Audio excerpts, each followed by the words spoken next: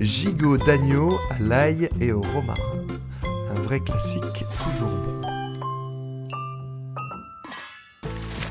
Pour faire cette recette, il nous faut bien sûr un gigot d'agneau de 800 g plus ou moins, et alors des herbes, du laurier, du romarin, du thym, un peu d'ail, de l'huile d'olive et quelques oignons rouges.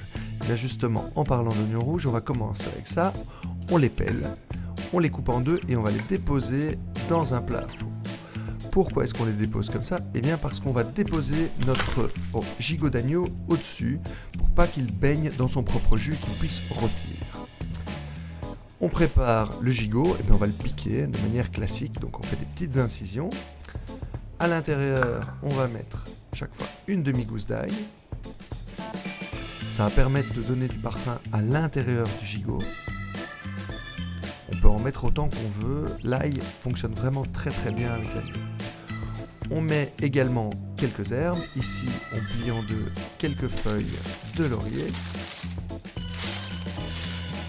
Le romarin, on le hache très très finement. Pareil pour le thym, on n'est pas obligé d'effeuiller, on peut prendre juste les petites branches et on va couper très fin, ça va également. On va tout déposer dans un bol, un peu d'huile d'olive,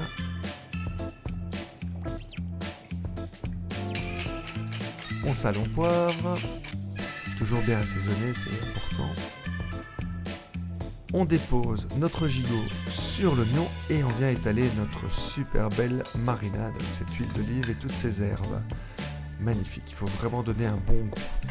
On enfourne à 180 degrés et il faut compter une demi-heure par kilo. Ça, c'est plus ou moins la règle pour le gigot.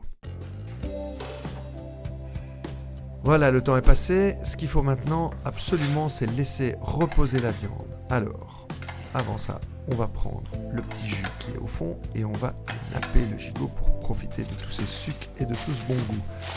On met un petit papier alu sur le dessus pour que ça reste bien au chaud et on laisse reposer la viande. Ça va permettre à la viande de bien se détendre et d'avoir une viande plus tendre, plus moelleuse et surtout plus juteuse.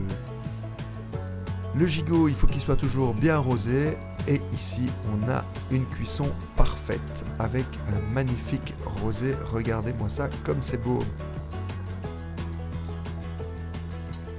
On va servir ça simplement avec les oignons rouges coupés en deux qui ont été rôtis et qui sont imprégnés du goût du gigot. Et regardez-moi cette magnifique recette. Gigot d'agneau à l'ail et au romarin. Un classique. La recette, comme d'habitude, sur notre site delez.be. Bon appétit!